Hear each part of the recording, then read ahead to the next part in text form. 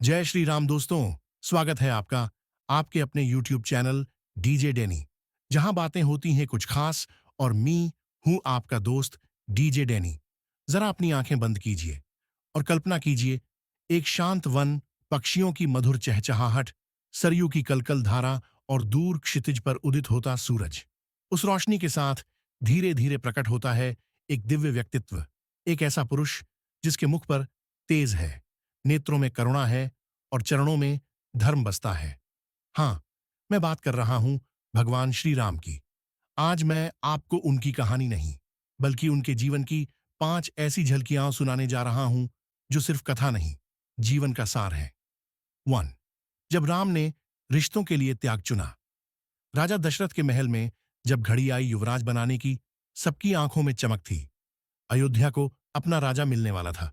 लेकिन उसी क्षण नियति ने एक और खेल खेला। माता कैकेयी ने राम से उनका राजपाट नहीं, बल्कि 14 वर्षों का वनवास मांग लिया। अब सोचिए, कौन युवक होगा जो राज सिंहासन छोड़कर जंगल को गले लगा ले। लेकिन राम, वे राम थे। उन्होंने कहा, पिताजी का वचन मेरे लिए आदेश है। न कोई क्रोध, न सवाल, न विरोध। बस मुस्कुराहट के साथ माँ पिता को प्रणाम किया और निकल पड़े। सादा वेश, नंगे पांव, लेकिन मन में पूर्ण समर्पण। 2। जब पत्नी के लिए युद्ध नहीं, धर्म के लिए रणभूमि सजाई। जंगलों में जीवन कठिन था, लेकिन शांत। फिर आया वह क्षण जब लंका का राजा रावण सीता माता का हरण कर ले गया। एक राजा की पत्नी का अपहरण नहीं, यह नारी की अस्मिता पर चोट थी। राम ने युद्ध का बिगुल बजाया। पर रुकिए, क्या उन्होंने सिर्फ एक पत्नी को वापस लाने के लिए युद्ध किया? नहीं, यह धर्म की स्थापना की लड़ाई थी। वानरों से मित्रता, समुद्र से रास्ता मांगना, लंका तक पुल बनाना, हर कदम पर राम ने दिखाया कि अगर लक्ष्य धर्म हो तो हर प्रकृति भी साथ देती है। और फिर रणभूमि में रावण पर विजयी होकर उन्होंने सिद्ध कर दिया, धर्म चाहे अकेला हो, पर विजय उसी की होती है। 3। जब प्रेम त्याग में बदल गया, पर निष्ठा बनी रही। राम और सीता का प्रेम सिर्फ एक पति पत्नी का नहीं, आत्माओं का बंधन था। लेकिन जब समाज के प्रश्नों ने राम को चुनौती दी, उन्होंने सीता को पुनः वनवास दिया। पत्थर सा कठोर निर्णय, पर एक राजा का धर्म था। सीता मां तो वन चली गईं, लेकिन राम, वे अयोध्या में राज करते रहे, एक राजा के रूप में, लेकिन पति के रूप में अकेले। आज के समय में जहां रिश्ते सुविधाओं पर टिके हैं, श्री राम ने निष्ठा की पराकाष्ठा रच दी। आजीवन एकनिष्ठ, सिर्फ सीता के। 4। राम राज्य। जब राजा सबसे पहले सेवक होता है। अब जरा एक और दृश्य अपनी आंखों के सामने लाइए। धूप मध्यम है, अयोध्या की गलियों में सुगंधित पुष्पों की वर्षा हो रही है। लोग जय श्री राम का उद्घोष कर रहे हैं। राम का राज तिलक हो चुका है, वे अब राजा हैं।